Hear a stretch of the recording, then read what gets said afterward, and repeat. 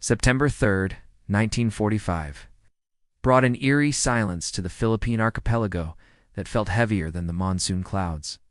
Gathering over Manila Bay, Lieutenant Akiko Hayashi stood among 63 other Japanese women in the bombed-out remains of what had once been a school for Filipino children. Her hands clasped behind her back in disciplined stillness. The war was over. Emperor Hirohito's voice had crackled through radios across the Pacific just weeks earlier, announcing Japan's unconditional surrender, and now these women nurses, telegraph operators, comfort station administrators waited to learn their fate as prisoners of the victorious Americans. The compound smelled of rust, tropical rot, something else Akiko couldn't quite identify, the strange sweetness of American cigarettes that drifted through the broken windows. She had spent 3 years on Lady Island, attending to wounded soldiers whose screams still echoed in her nightmares, watching the certainty of Japanese victory crumble like the propaganda posters peeling from the walls. Now, at 27 years old, she stood as a prisoner in enemy hands, uncertain whether the Americans would execute them all as war criminals or show the mercy their own military codes had forbidden Japanese forces to extend. According to records preserved in the National Archives and detailed in historical documentation from the U.S. Army's Pacific Command, approximately 700 Japanese women served in various military capacities throughout the Pacific Theater, though exact numbers remain disputed among historians. Most were nurses attached to field hospitals, but others worked in communications, administration, and logistical support. When the war ended, their existence presented American commanders with an unprecedented challenge: what to do with female prisoners of war in a conflict that had been marked by extraordinary brutality on both sides. The American soldiers who arrived at that September morning came not with bayonets drawn but with clipboards and translators. Captain Robert Morrison of the 37th Infantry Division, a former schoolteacher from Nebraska, with gentle eyes that seemed incongruous with his combat decorations, addressed them through a Japanese-American interpreter named Thomas Suzuki. Morrison explained they would be processed, documented, and transferred to a larger detention facility near Manila. No one would be harmed.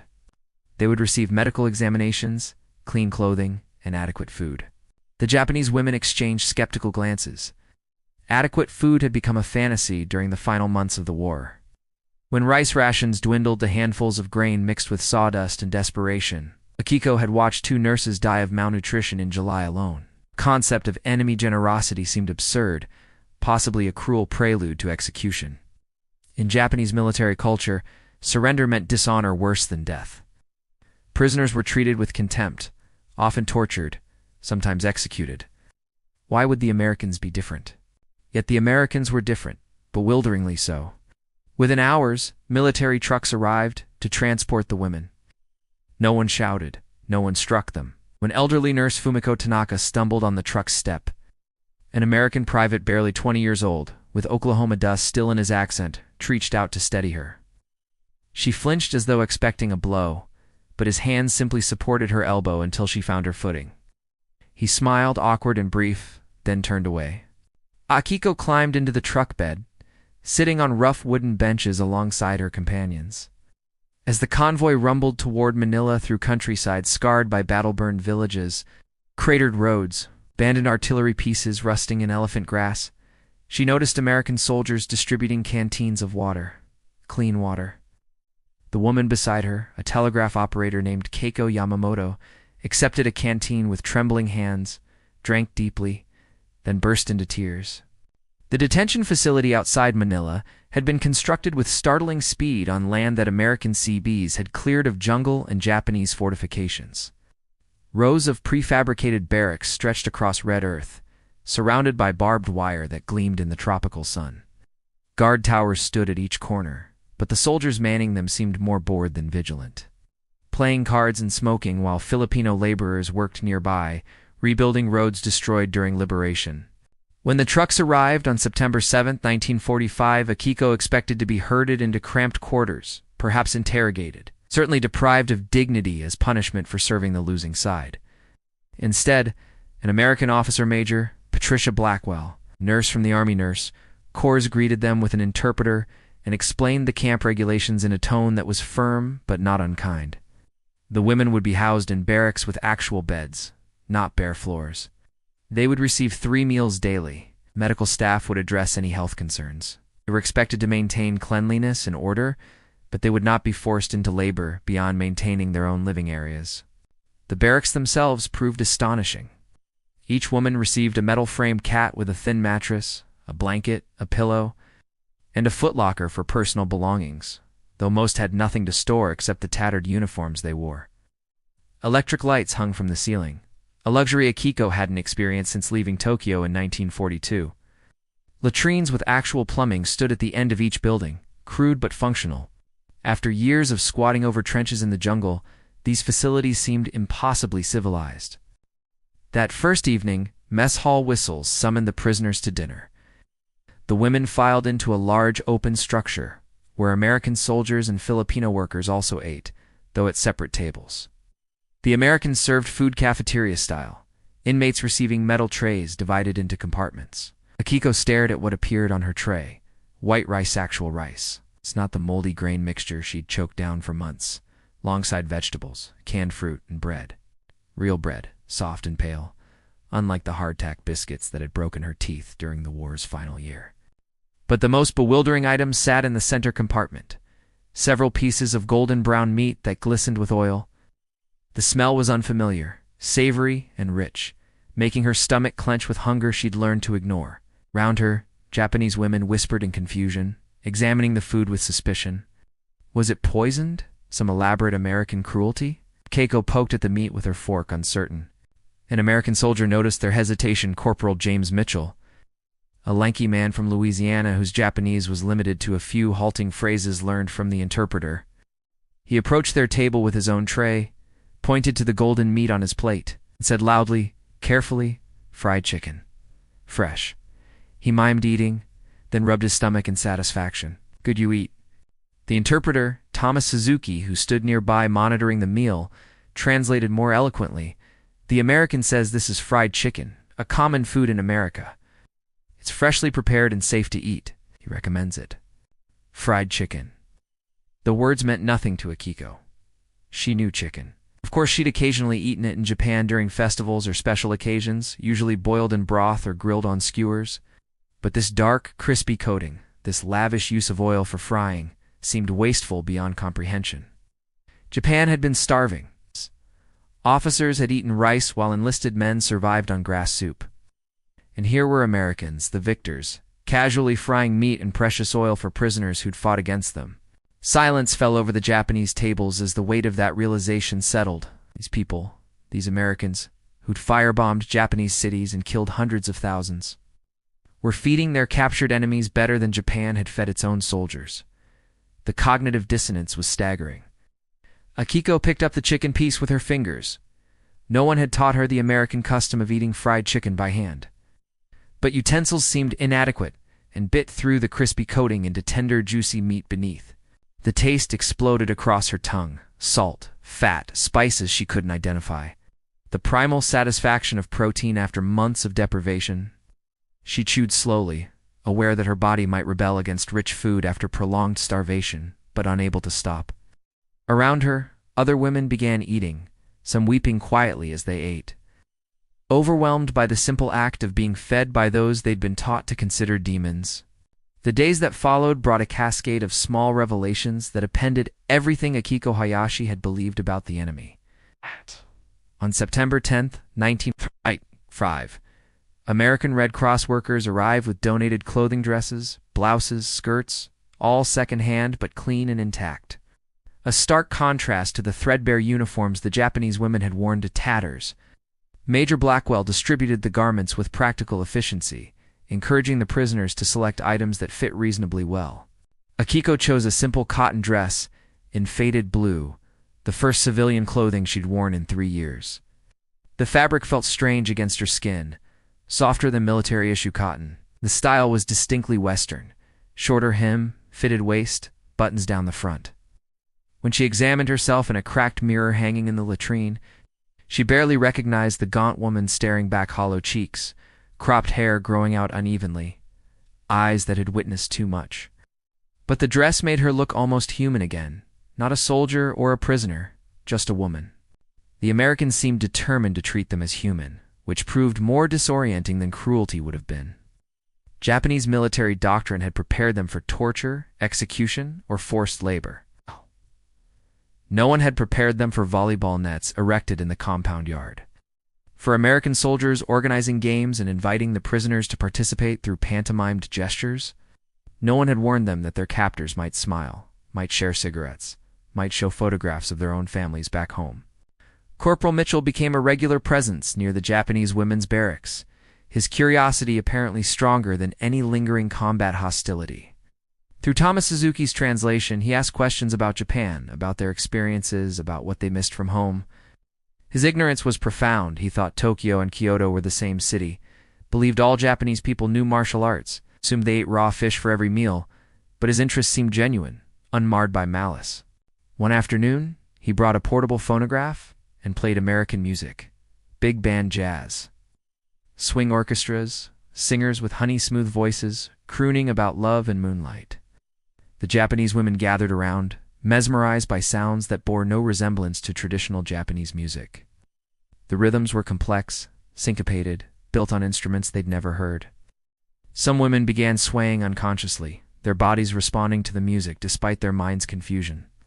Historical records from the International Committee of the Red Cross, documented in post-war reports, reveal that American treatment of Japanese prisoners varied considerably by location and commander, but generally adhered to Geneva Convention standards that Japan itself had never ratified or followed. The contrast with Japanese treatment of Allied prisoners, where death rates reached 27%, compared to 4% in German camps, would become one of the war's most damning legacies. But in September 1945, with the war barely concluded and memories of Japanese atrocities still raw, the decision by American commanders to treat Japanese posts humanely represented a conscious choice to break the cycle of brutality. For Akiko and her fellow prisoners, this humane treatment felt almost like psychological warfare. They'd been indoctrinated to believe Americans were barbaric, that capture meant rape and execution. Yet here was Major Blackwell, conducting medical examinations with professional detachment, treating tropical ulcers and nutritional deficiencies without judgment. Here was Corporal Mitchell, teaching them English phrases with the patience of a kindergarten teacher. Here were mess hall workers ensuring they received the same food portions as American personnel. The fried chicken became a recurring presence at meals, appearing twice weekly alongside other previously unimaginable foods, hamburgers, hot dogs, apple pie, ice cream, on special occasions. Each meal reinforced the same bewildering message: abundance and victory, generosity toward the defeated, a worldview so foreign to Japanese military culture that it seemed almost fictional. Kaiko Yamamoto struggled most visibly with the contradiction. She'd lost a brother at Guadalcanal and a fiancé during the Battle of Okinawa. The Americans had killed them, yet these same Americans now fed her, clothed her, even offered her medical care for the chronic dysentery that had plagued her since 1943. One evening, she asked Thomas Suzuki a question that had tormented her. Why do they treat us well? We are enemies. We killed their soldiers too. Suzuki, second-generation Japanese-American whose own family had been interned in camps in California during the war, considered his response carefully before translating his own thoughts. They treat you well because that is who they choose to be, not who you were. The war is over. You are no longer enemies, just people. October brought changes to the detention facility as American authorities processed prisoners for eventual repatriation to Japan. Intelligence officers conducted interviews, documenting each woman's wartime service, searching for evidence of war crimes, but finding mostly mundane records of medical care and administrative duties. Major Blackwell explained through interpreters that they would eventually return home, though the timeline remained uncertain given the logistical challenges of transporting millions of displaced persons across the devastated Pacific. For the first time since capture, the Japanese women dared to hope. Home meant different things to different prisoners. For some families who might still be alive. For others, the ashes of cities firebombed into oblivion. Tokyo had burned. Osaka had burned. Nagoya, Kobe, Yokohama, all reduced to scorched wastelands by American B-29s. And then Hiroshima and Nagasaki, destroyed by weapons so terrible they defied comprehension, turning entire cities to vapor in single blinding flashes. The interpreters shared newspaper accounts of the atomic bombings, and the Japanese women absorbed the information in stunned silence. They'd known Japan was losing, but had believed the military propaganda about fighting until the last person died. The photographs from Hiroshima showed a destruction so absolute it seemed apocalyptic. A flattened landscape extending to the horizon, shadows burned into concrete. Survivors with skin hanging from their bodies like melted wax. Akiko felt a complex tangle of emotions: grief for her country's suffering, anger at military leaders who'd prolonged a hopeless war, guilt for her own survival when so many had died, and a creeping acknowledgement that perhaps surrender had saved Japan from complete annihilation.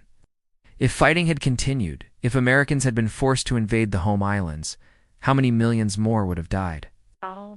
The question haunted her during sleepless nights in the barracks. Meanwhile, daily life in the camp developed its own rhythms. The Americans established educational programs, teaching basic English to prisoners who wanted to learn. Akiko attended classes led by a surprisingly patient Sergeant Donald Harper, who used hand gestures, drawings, and exaggerated pronunciation to communicate. She learned to say, "Good morning, thank you please, and may I have?" The phrases felt clumsy in her mouth, the sounds harsh compared to Japanese phonetics, but she persisted. Language became a bridge. As her English improved, she could communicate directly with Americans without relying entirely on interpreters. She learned that Corporal Mitchell had a wife named Dorothy back in Baton Rouge, that he'd been a mechanic before the war, that he desperately missed crawfish boils and thought Philippine humidity was like breathing hot soup. He showed her photographs. Dorothy smiling on their wedding day, his younger sister holding a baby, his parents standing proudly before a modest house. The ordinariness of his life struck Akiko powerfully. Propaganda had portrayed Americans as soulless materialists, obsessed with wealth and luxury, lacking the spiritual depth of Japanese culture. But Mitchell's photographs showed a working-class family, people who struggled and loved and hoped just like Japanese families. The realization should have been obvious. Humans are essentially similar, but years of wartime indoctrination had buried that truth under layers of dehumanizing rhetoric. Documentation from the Supreme Commander for the Allied Powers headquarters in Tokyo, as later reported in military histories, indicates that American authorities deliberately emphasized humane treatment of Japanese prisoners as part of a broader occupation strategy. General Douglas MacArthur understood that rebuilding Japan required winning the peace, not just the war. Treating prisoners well served multiple purposes. It demonstrated American values, gathered intelligence through cooperation rather than coercion, and began the psychological transformation necessary for Japan's post-war rehabilitation. But for the individuals involved, prisoners and guards alike, these policies translated into daily interactions that slowly eroded the hatred war had cultivated. When Akiko helped in the camp infirmary, working alongside American medics, she discovered they shared the same fundamental medical knowledge, the same commitment to healing, the same frustration when patients died despite their best efforts. Medicine transcended nationality. One afternoon, a young American soldier named Private William Chen arrived at the infirmary with a badly infected leg wound he'd foolishly neglected. Major Blackwell was unavailable, so Akiko, under the supervision of a medic, cleaned and dressed the wound. Chun, a Chinese-American from San Francisco, watched her work with obvious nervousness, probably wondering if the Japanese nurse might deliberately hurt him. Instead, she worked with the same meticulous care she'd shown Japanese soldiers, understanding that pain was pain regardless of whose body felt it. When she finished, Chen stammered, "Thank you, ma'am," in English, then added something in Cantonese that the medic translated as additional gratitude. Akiko bowed slightly, the gesture automatic, and replied in halting English, "You welcome? Keep clean, please?" The medic grinned at her improving language skills, and even Chen managed to smile despite his pain. November 22, 1945, arrived with unusual activity in the camp. American personnel rushed about with mysterious purpose, stringing decorations, orange and brown paper crafts, shaped like leaves and birds around the mess hall. The Japanese women watched with curious confusion as soldiers hauled in extra tables and chairs, transforming the utilitarian dining space into something resembling a celebration venue. Thomas Suzuki explained that Americans were preparing for Thanksgiving, national holiday celebrating harvest and gratitude. The historical origins involve pilgrims and Native Americans sharing a feast in 1621. Though Suzuki admitted the actual history was more complicated than the mythology suggested. Regardless, modern Americans observe the holiday by gathering with family, eating enormous amounts of food, and expressing thanks for their blessings. Akiko found the concept peculiar. Japan had harvest festivals too, but they were religious ceremonies at Shinto shrines, not secular national holidays focused primarily on excessive eating. Yet the Americans seemed genuinely excited about Thanksgiving. Discussing it with an enthusiasm usually reserved for major events, Corporal Mitchell described his mother's cornbread dressing with the reverence other men reserved for sacred texts. The morning of Thanksgiving, camp commanders made an announcement. The Japanese prisoners were invited to share the American Thanksgiving meal, not as an afterthought or obligation, but as genuine guests. The Americans would prepare traditional foods, and everyone, prisoners, guards, Filipino workers, would eat together as a community. The Japanese women debated among themselves whether to accept. Some viewed the invitation as suspicious, possibly humiliating. Keiko Yamamoto argued they should refuse, maintaining their dignity as Japanese women rather than participating in enemy celebrations. But Akiko and others countered that refusing would accomplish nothing except disappointing people who'd shown them consistent kindness. After considerable discussion, they agreed to attend.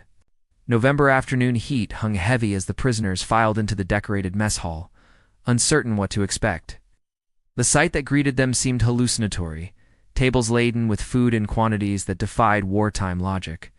Massive roasted turkeys, their skin golden brown and glistening, mountains of mashed potatoes drowning in gravy, sweet potatoes with marshmallows melted on top, a combination that sounded absurd but smelled intoxicating. Cranberry sauce, green beans, corn, rolls, butter, and multiple pies, pumpkin, apple, pecan displayed like treasures.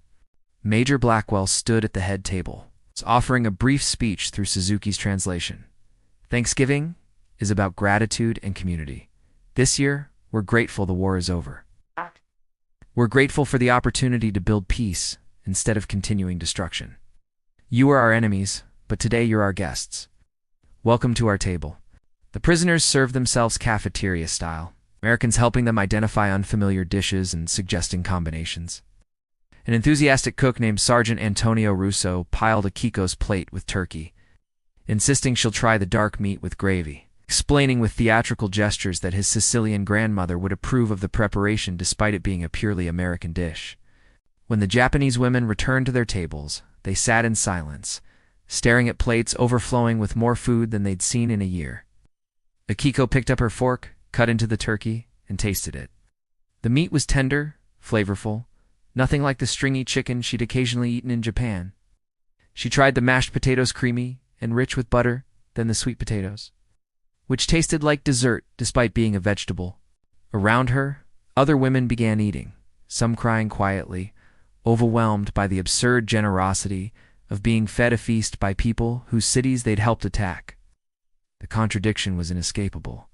They were prisoners, yet they were guests. They'd fought against these Americans, yet they were being treated with dignity their own military had denied two captured enemies. Historical accounts from the period, including memoirs published decades later by both Japanese prisoners and American service members, describe Thanksgiving 1945 as a turning point in many prisoner-of-war camps throughout the Pacific. The deliberate choice to share abundance, to include former enemies in a celebration of gratitude, communicated values more effectively than any propaganda could have.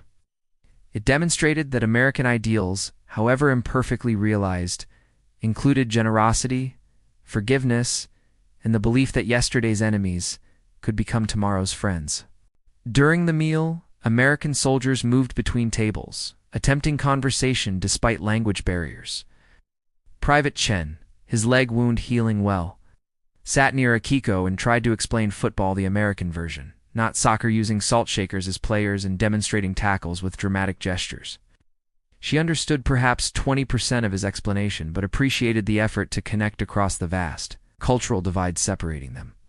As the Thanksgiving feast continued, Corporal Mitchell approached the Japanese women's table, carrying a guitar he'd borrowed from another soldier. He positioned himself on a chair, adjusted the instrument with the nervous energy of someone about to perform, and began playing. The song was unfamiliar to the Japanese women, but the melody was gentle, melancholic even, with lyrics about home and distance and longing. Through Suzuki's translation, they learned the song was Shenandoah, a traditional American folk tune about a trader's love for a Native American. Chief's daughter and the river he must cross to reach her.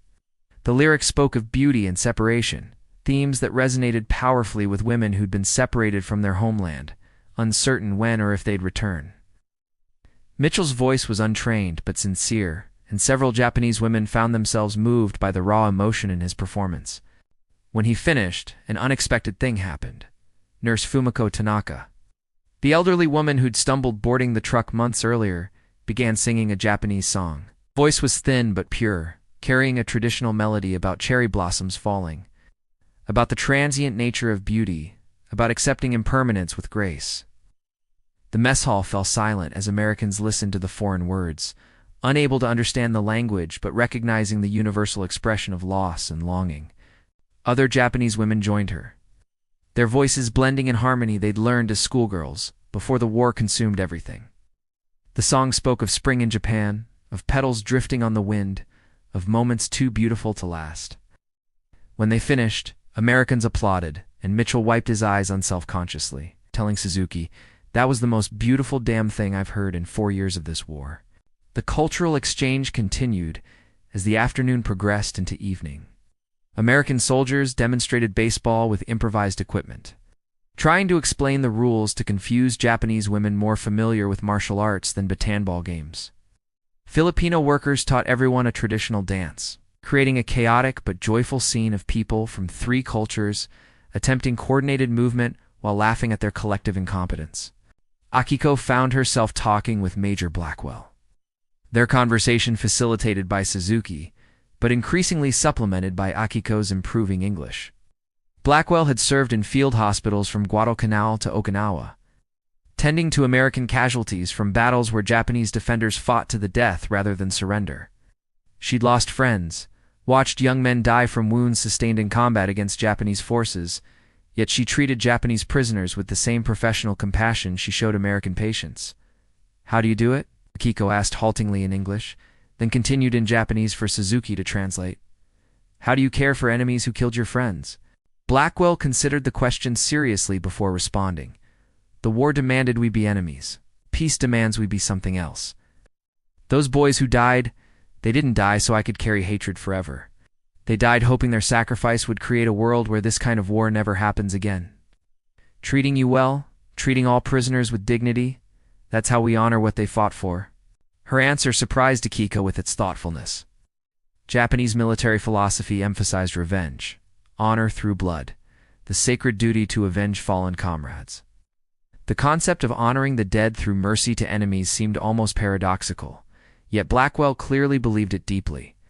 Perhaps Akiko thought there were multiple ways to honor sacrifice, multiple paths to meaning in the aftermath of terrible violence.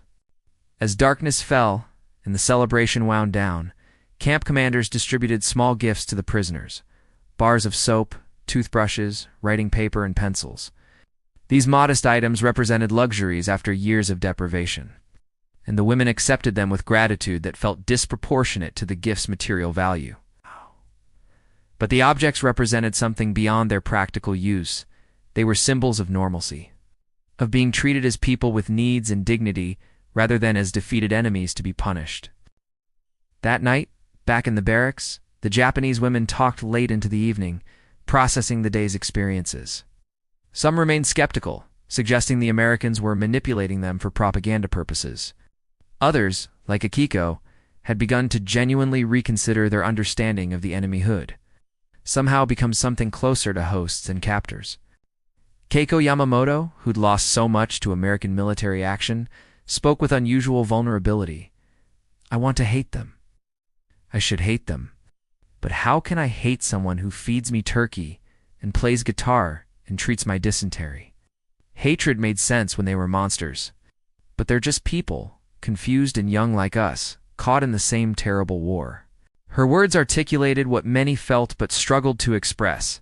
The Americans had done something unexpected. They'd refused to dehumanize their prisoners, forcing those prisoners to recognize their captors' humanity in return. It was a kind of warfare for which the Japanese women had no training: combat through compassion, victory through generosity. December brought cooler weather to the Philippines, though cooler meant merely that the oppressive humidity declined marginally and evening temperatures occasionally dropped below 80 degrees.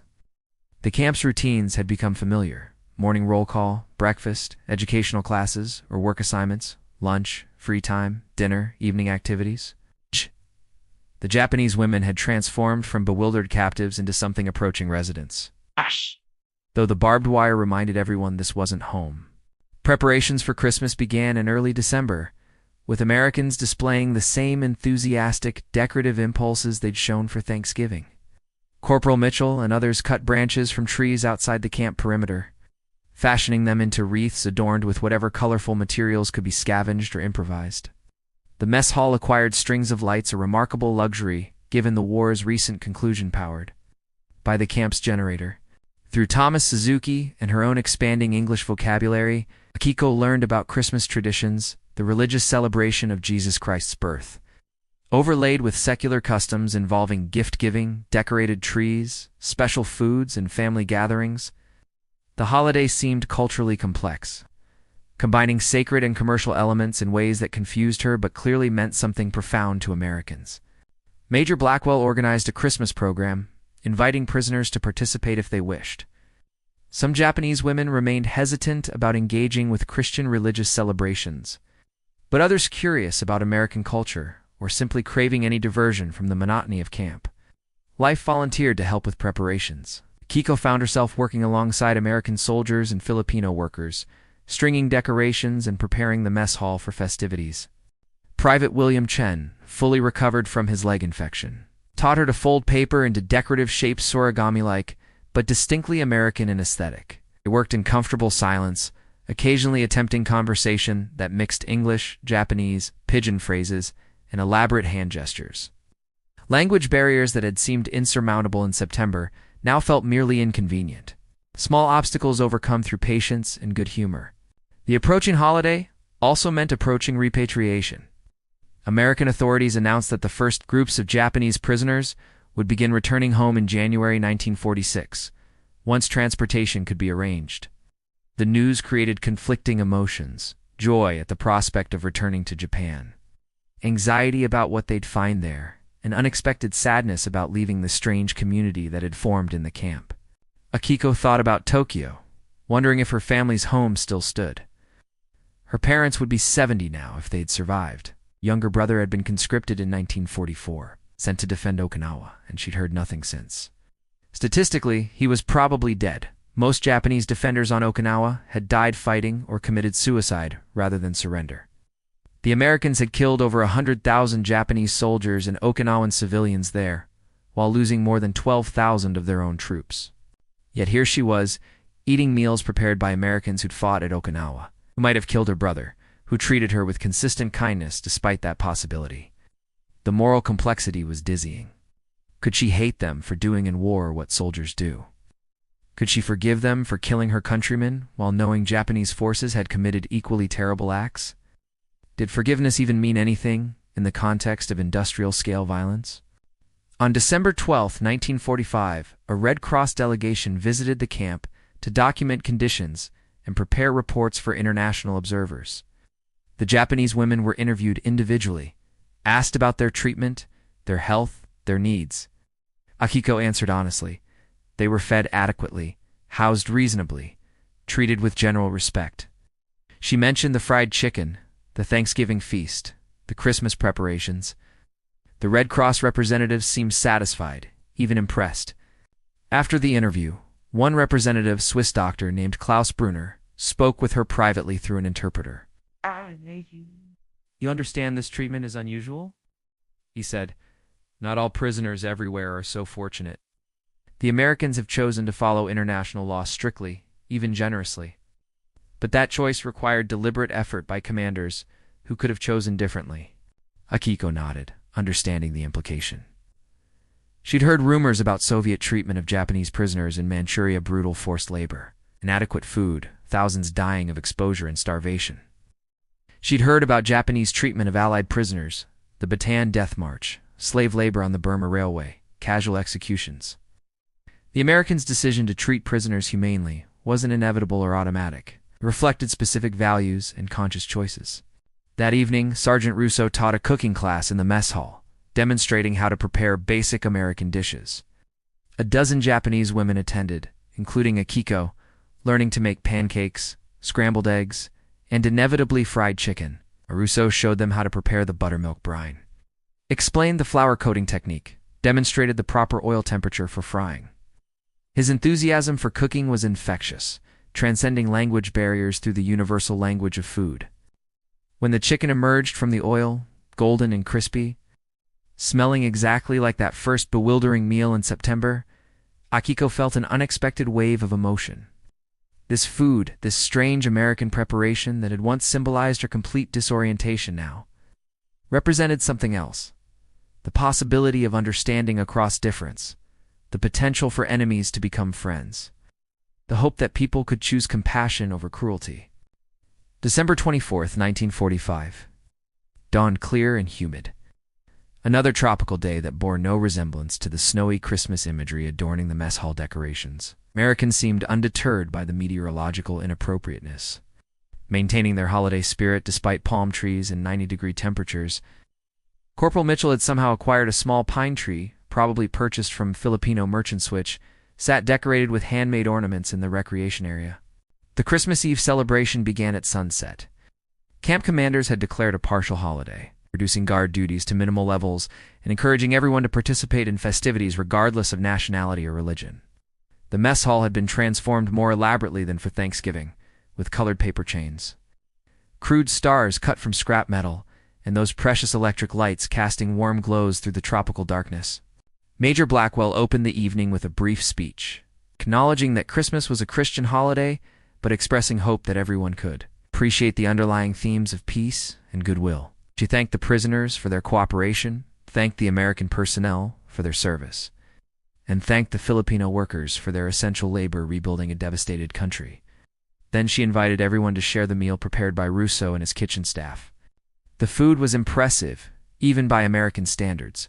Roasted ham studded with cloves, mashed potatoes, glazed carrots, fresh bread, butter, and pies, made with precious imported ingredients.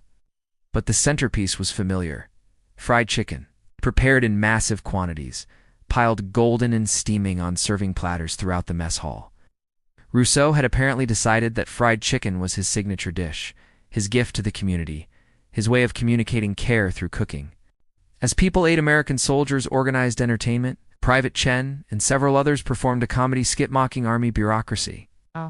Their exaggerated impersonations of pompous officers drawing laughter from everyone, including the actual officers present. A group of Filipino workers sang carols in Tagalog, the familiar melodies adapted to their language, creating a beautiful cultural hybrid.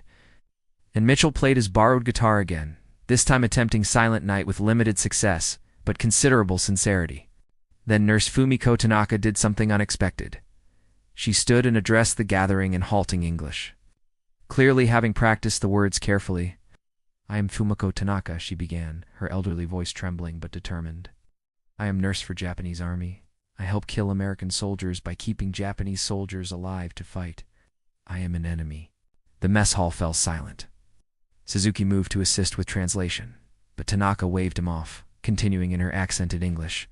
"You give me food. You give me medicine. Give me respect. I do not understand. In Japan, we treat prisoners very bad. We are taught Americans are evil, are demons. But you are not demons. You are people. Good people. I am sorry for war. I am thankful for peace. I'm thankful for you." She bowed deeply, a formal Japanese bow expressing profound gratitude, and remained bent until Major Blackwell crossed the mess hall and gently raised her upright. "We're all trying to figure out how to be human again after everything that happened," Blackwell said softly, Suzuki translating. "Your apology is accepted, though none was necessary. We were all caught in something bigger than ourselves." The moment broke something open in the room, a collective release of tension that had been building since September. Other Japanese women began speaking, some in Japanese through Suzuki, others attempting English with varying degrees of success. They shared their gratitude, their confusion, their slowly emerging understanding that the propaganda had lied on all sides, that people were more complicated than wartime narratives allowed. Keiko Yamamoto stood, her voice steadier than Tanaka's had been. "I lost my brother at Guadalcanal," she said in Japanese, Suzuki translating. "I lost my fiancé at Okinawa. For months, I wanted to hate all Americans. But you have shown me that hatred serves nothing. You have shown me that even after terrible war, people can choose to be kind. I don't know if I can forgive everything that happened. Maybe forgiveness is too much to ask. But I can be grateful for how you've treated us. I can acknowledge your humanity, even while mourning my losses." An American soldier stood in response, Sergeant David Henderson, who'd rarely interacted with the prisoners before. "My best friend died on Iwo Jima," he said, his voice rough with emotion. "Killed by Japanese machine gun fire while trying to take a bunker. I was angry for months, wanted revenge on every Japanese person I met. But then I got assigned here, had to guard you all, had to see you as actual people instead of just enemies. It's been harder than combat, in some ways easier to hate abstractions than real people. My friend Jimmy didn't die so I could carry hatred forever. He died hoping his kids would grow up in a world without this kind of war. Treating you all decent, that's the only way his death means anything." The testimonies continued, Americans and Japanese sharing losses, expressing grief, acknowledging the terrible complexity of forgiving without forgetting. The Filipino workers added their own perspectives they'd suffered under Japanese occupation, experienced atrocities from Japanese military forces, yet worked daily alongside Japanese prisoners without seeking revenge. Their capacity for forgiveness humbled everyone present. Historical documentation of this period, preserved in personal memoirs and military archives, reveals that Christmas 1945 marked a psychological turning point in many Pacific prisoner of war camps. The combination of genuine hospitality, cultural exchange, and honest emotional expression created spaces where former enemies could begin the difficult work of reconciliation. These were small moments in individual lives, but they represented the foundation upon which post-war Japanese-American relations would be built. As the evening progressed, the formal structure dissolved into something more organic. People mingled across language and cultural barriers, using gestures and smiles where words failed. Akiko found herself talking with Sergeant Henderson, learning about his friend Jimmy, who'd wanted to be a teacher. Two, who'd loved baseball, who died at 23 years old on a volcanic island halfway across the world from his Oregon home. "What will you do when you return to Japan?" Henderson asked through Suzuki's translation.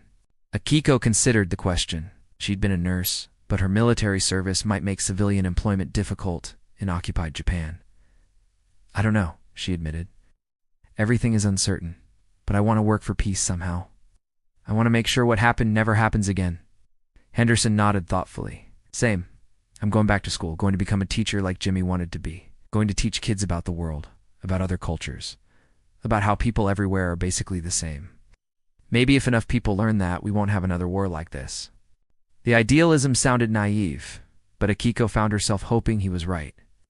She'd seen what dehumanization and militarism produced: burned cities, starving populations, millions dead. If education and cultural understanding could prevent even a fraction of that suffering, Henderson's ambitions were worth pursuing. Midnight approached and Major Blackwell announced one final Christmas tradition: the exchange of gifts. Americans had prepared small packages for the prisoners, nothing elaborate. It's just practical items like sewing kits, writing materials, soap, and candy bars. But the gesture mattered more than the contents. Receiving gifts from enemy-stern hosts reinforced the evening's central message. Peace required more than cessation of hostilities. It required active construction of new relationships. The Japanese women had prepared gifts too, though they had almost nothing to give. They'd crafted origami figures from scrap paper cranes, flowers, geometric designs each, one carefully folded and offered with formal bows. The Americans accepted these handmade gifts with visible emotion, understanding that the prisoners had created something from nothing, chosen to give when they possessed almost nothing to give. January 7th, 1946, arrived with the bureaucratic efficiency that characterized American military logistics. The first group of Japanese prisoners, including Akiko, Keiko, and Fumiko, would board transport ships for repatriation to Japan. The remaining women would follow in subsequent groups over the coming months. After 4 months in captivity that had somehow transformed into something stranger and more complicated than simple imprisonment, they were finally going home. The morning of departure brought unexpected sadness. Kiko had anticipated this moment since September, had longed for it during countless humid nights in the barracks, yet now that it arrived, she felt conflicted. The camp had become familiar, almost comfortable. More significantly, the Americans who'd guarded and fed and educated her had become something approaching friends, certainly not enemies anymore. Corporal Mitchell appeared at the barracks as the women prepared to leave, carrying a wrapped package. "For you," he said to Akiko in English, then continued in halting Japanese he'd learned. "Safe travel." "Good luck." The package contained a small photo album he'd assembled. Pictures of the camp, of the Thanksgiving celebration, of Christmas Eve. Of Americans and Japanese working together. On the first page, he'd written in careful block letters, "Remember, we were enemies. Now we are friends. Peace is possible." Akiko accepted the gift with tears streaming down her face, bowing repeatedly in the formal Japanese manner that expressed gratitude beyond words. She wanted to thank him, to explain how much his kindness had meant, to articulate how completely he'd overturned everything she'd believed about Americans. But language failed her. Emotion overwhelmed her capacity for speech. So she simply held the album against her chest and bowed until he gently touched her shoulder and smiled. Other Americans came to say goodbye: Major Blackwell with medical supplies for the journey, Private Chen with candy bars and oranges, Sergeant Russo with a handwritten recipe for fried chicken that made Akiko laugh through her tears. These people who'd been strangers 4 months ago, who'd been enemies for years before that, now showed genuine sadness at her departure. The paradox no longer seemed strange. It simply was. The transport trucks arrived at mid-morning. Filipino drivers loaded the women's minimal belongings, donated clothing, personal items, gifts from Americans, while camp personnel conducted final administrative procedures. Thomas Suzuki distributed documents certifying their POW status and repatriation. Papers that might prove important in occupied Japan, where American authorities controlled virtually everything. The convoy traveled to Manila's port through countryside still scarred by combat, burned villages, abandoned artillery pieces, cratered roads. The physical evidence of war's destruction remained visible everywhere. Filipino civilians watched the convoy pass, their expressions complicated. Some showed lingering hostility toward Japanese prisoners, remembering occupation brutality.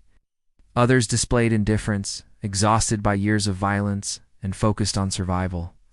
A few waved, perhaps recognizing shared humanity, transcended national boundaries. At the port, a massive American transport ship waited. The USS General McMeigs, converted from military transport to repatriation vessel. Hundreds of Japanese prisoners, mostly former soldiers, but also civilian internees and female military personnel, crowded the dock area. All waiting to board, all hoping to return to a homeland many hadn't seen in years. The boarding process took hours. American naval personnel checked documents, conducted final medical screenings, organized prisoners into groups for efficient loading. The ship's capacity was several thousand, but authorities were taking no chances with overcrowding, determined to avoid the maritime disasters that had killed thousands when Japanese ships carrying American prisoners were torpedoed earlier in the war. As Akiko climbed the gangway onto the ship, she turned for one final look at the Philippines. The Manila skyline showed signs of reconstruction, new buildings rising among ruins, cranes and scaffolding suggesting resilience and hope. Beyond the city, tropical jungles stretched toward mountains where Japanese soldiers had fought. Hopeless delaying actions against advancing Americans. So much death for nothing, she thought. So much suffering that accomplished nothing, except teaching everyone involved that war was hell. The ship's interior was crowded but organized, with designated areas for female prisoners separated from male sections. Bunks were stacked 3 high, tight quarters but adequate. American sailors distributed blankets, informed them of meal schedules, explained ship regulations through interpreters. The professionalism was consistent with everything Akiko had experienced since capture, firm but fair, organized but humane. The journey to Japan would take approximately 1 week, weather permitting.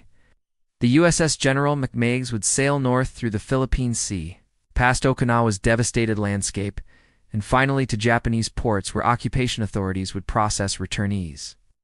What awaited them in Japan remained unknown, a country defeated, occupied, fundamentally transformed by both American bombs and American occupation policies. That first night aboard ship, as the vessel pulled away from Manila and headed into open ocean, Akiko stood on deck watching the Philippine Islands recede into tropical darkness. Beside her, Keiko Yamamoto also watched in silence. Finally, Keiko spoke. "Do you think we'll ever see them again?" The Americans who helped us? Akiko considered the question. Statistically, probably not. Mitchell would return to Louisiana, Henderson to Oregon, Blackwell to wherever her home was. All scattered across a continent 6,000 miles from Japan. But she said, maybe not in person, but we'll carry them with us. We'll remember that people can choose kindness, even after terrible cruelty. And maybe that memory will help us build something better. January 14th, 1946, brought the first sight of Japan in over 3 years for Akiko Hayashi. The USS General McMeigs approached Yokohama's harbor through morning fog, the coastline gradually emerging like a ghost materializing from ether. But this wasn't the Japan Akiko remembered. Yokohama had been firebombed in May 1945, and from the ship's deck she could see the devastation. Vast tracts of flattened earth where wooden buildings had burned, only concrete structures standing skeletal against the gray sky. Reconstruction barely begun.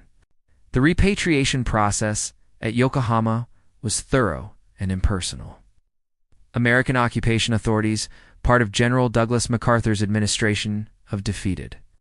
Japan documented returnees, checked for war criminals. None were found among the female prisoners, provided basic ration cards, and directed people toward temporary housing or transportation to their home prefectures. The Americans controlling Japan seemed different from the Americans who'd controlled the prison camp. Bureaucratic rather than personal, efficient rather than warm, though still professional and generally fair. Akiko's journey continued by train to Tokyo, another experience that hammered home how completely Japan had changed. The railroad infrastructure was damaged but functional, restored by American engineers and Japanese workers laboring together under occupation directives. The train cars were crowded with displaced persons, former soldiers returning from distant battlefields, civilians who'd fled the cities during bombing campaigns now trying to return home, orphans searching for surviving relatives, everyone looking shell-shocked and exhausted. Tokyo appeared even worse than Yokohama. American B-29s had conducted multiple firebombing raids, most devastatingly on March 9th and 10th, 1945. When the attack killed an estimated 100,000 people in a single night and destroyed 16 square miles of the city, much of Tokyo was simply gone, not damaged, not ruined, but completely erased, reduced to ash and scattered concrete foundations marking where neighborhoods once stood. Akiko's family home in the Asakusa district had burned. She learned this from neighbors who'd survived in makeshift shelters, who told her that her parents had died in the March firebombing, trying to reach a shelter that itself became an oven when firestorm winds turned the entire district into an inferno. Her younger brother had indeed died at Okinawa, killed during the American invasion. She was alone, one of millions of Japanese who'd lost everything to the war. The grief was overwhelming, but also strangely distant, as if the losses were too enormous to feel fully. Japan itself seemed to be experiencing collective trauma, an entire nation struggling to process defeat, occupation, and the terrifying reality of atomic weapons that had made future wars potentially extinction events. Emperor Hirohito had renounced his divinity in a New Year's radio address, declaring himself human rather than a living god, a statement that would have been unthinkable before defeat, but now seemed necessary for Japan's psychological transformation. American occupation forces were everywhere in Tokyo, their presence both resented and grudgingly appreciated. They maintained order, distributed food aid that prevented mass starvation, and enforced democratic reforms that dismantled the military government responsible for Japan's disastrous war. General MacArthur's headquarters in the Daiichi Life Insurance Building symbolized the new reality. Americans controlling Japan's future, reshaping the nation according to ideals that seemed both foreign and potentially beneficial. Akiko found work at a clinic operated by American medical officers serving the occupation forces. Her nursing experience and basic English skills made her valuable despite her military service. The American doctors she worked with were professional and generally respectful, though none showed the personal warmth Mitchell or Blackwell had displayed. These were different Americans with different missions, focused on public health rather than prisoner rehabilitation. Working at the clinic, Akiko witnessed the strange intimacy of occupation. American soldiers filled Tokyo's streets, frequenting restaurants and bars, dating Japanese women, distributing chocolate to children, simultaneously representing the enemy who destroyed Japan and the benefactor rebuilding it. The psychological complexity was exhausting for everyone involved. One afternoon in March 1946, Akiko was organizing medical supplies when an American officer entered the clinic. Captain James Morrison, transferring from the Philippines to Tokyo as part of occupation administrative staff. He didn't recognize her initially, but Akiko remembered him. He'd supervised the initial processing of Japanese prisoners at the camp outside Manila. Captain Morrison. She said in English, her accent still heavy, but pronunciation improved. You were in Manila, September 1945. You spoke to us, the female prisoners. Recognition dawned on his face. I remember. You were one of the nurses. You've made it home safely, I'm glad. They talked briefly during his medical examination, catching up on the intervening months. Morrison shared news about the Philippine camp. It had closed in February, all prisoners successfully repatriated. He'd heard that Corporal Mitchell had returned to Louisiana, that Major Blackwell was now stationed in Okinawa, that the Filipino workers had returned to rebuilding their own communities. The small community that had briefly formed in that camp had scattered like cherry blossoms on the wind. How are you managing? Morrison asked, his questions sincere rather than perfunctory. I survive, Akiko answered honestly. My family is gone. My country is defeated. But I am alive, and I have work. It is enough for now. Morrison nodded, understanding that recovery from such comprehensive loss would take years, perhaps generations. The chicken recipe Sergeant Russo gave you still have it. Akiko smiled slightly, the first genuine smile in weeks. Yes, I keep it safe. Someday when food is less scarce, I will make it. I will remember that even after terrible war, people can share meals and become friends. The occupation of Japan would continue until 1952. 7 years during which America systematically rebuilt and democratized its former enemy. The process was imperfect, complicated by Cold War tensions, economic challenges, and cultural frictions. But the fundamental approach, treating the defeated with dignity, investing in reconstruction, building institutions rather than simply punishing, represented a conscious choice to break the cycle of vengeance that had characterized so much of human history. Decades later, historians would debate whether American occupation policies succeeded, whether Japan's post-war democracy was genuine or imposed, whether economic recovery vindicated the approach or merely reflected broader geopolitical factors. The occupation's significance was more personal. It demonstrated that enemies could become allies, that peace required more than armistice, that individual acts of kindness accumulated into larger transformations. By 1948, Tokyo showed remarkable recovery. New buildings rose from the ashes, businesses reopened, infrastructure was restored. American aid, particularly through the Marshall Plan's Asian equivalent taxated reconstruction. The relationship between occupier and occupied gradually evolved from hostility to something more complex. Not friendship exactly, but mutual respect, emerging from shared effort to build something better than what had been destroyed.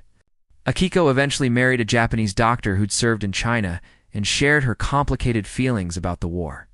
They had 3 children, raised them to speak English alongside Japanese, taught them about the war honestly without glorifying either side's conduct. She never forgot the Americans who'd treated her with unexpected kindness. Mikkel, Blackwell, Chen, Russo, Henderson, and countless others whose names she'd forgotten but whose actions she remembered. In 1955, she finally prepared Sergeant Russo's fried chicken recipe for her family. The ingredients were available again, oil no longer scarce, chicken affordable, the prosperity of Japan's economic miracle beginning to manifest. Her children devoured the crispy golden meat, asking why she'd never made this delicious food before. She explained that it was an American dish she'd learned during the war, that it represented a complicated gift from people who'd been enemies but chose to be kind. Her eldest son, eating the chicken enthusiastically, asked the question that had haunted Akiko for years. If they were our enemies, why did they help you? She considered her answer carefully, wanting to give her children truth rather than propaganda. Because they understood that war makes enemies, but peace requires friends. They could have been cruel, we would have been helpless to stop them. Instead, they were kind. They'd fed us, cared for us, treated us like human beings even when they didn't have to. And in doing that, they showed us that despite everything terrible that happened, people can choose to be better than their worst moments. The fried chicken became a regular meal in their household, a culinary bridge between cultures, a reminder that reconciliation was possible even after catastrophic violence. Akiko would sometimes think about Corporal Mitchell, wondering if he'd returned safely to Dorothy in Baton Rouge, if he'd resumed his mechanic work, if he ever thought about the Japanese nurse he'd befriended in a prisoner of war camp outside Manila. The broader Japanese-American relationship evolved dramatically in the post-war decades. From enemies who'd fought with extraordinary brutality, they became allies bound by security treaties and economic partnerships. The transformation wasn't inevitable. It required deliberate choices by leaders and ordinary people on both sides who decided that yesterday's hatred didn't have to determine tomorrow's relationship. By the time Akiko died in 1998, at 80 years old, Japan and America had been allies for longer than they'd been enemies. Her children and grandchildren lived in a prosperous, peaceful Japan that bore little resemblance to the militaristic empire of her youth. The transformation seemed miraculous, but she understood it had been built through countless small choices. Americans choosing to treat prisoners humanely, Japanese choosing to accept defeat and transformation, individuals on both sides choosing reconciliation over revenge. The fried chicken story became family legend, past two grandchildren who found it almost unbelievable that grandmother had once been a prisoner of Americans. Those Americans had treated her kindly, that a simple meal had symbolized something profound about human nature and the possibility of peace. But Akiko knew it was true, remembered it with perfect clarity. That September day in 1945, when Americans said fried, the chickens fresh and Japanese prisoners were speechless, not just at the food, but at what it represented, the possibility that even after the worst humans could do to each other, compassion might still be possible. The recipe Sergeant Russo had written down, stained now, nearly illegible, it carefully preserved, remained in Akiko's possession until her death. Her children donated it to a museum dedicated to Japanese-American relations, where it sits in climate-controlled storage, alongside other artifacts from the occupation period. Visitors sometimes see it displayed. A faded piece of paper with flour measurements and frying instructions, a seemingly mundane object that somehow captures the extraordinary moment when enemies became something else, when a shared meal began the long process of transformation from hatred to understanding.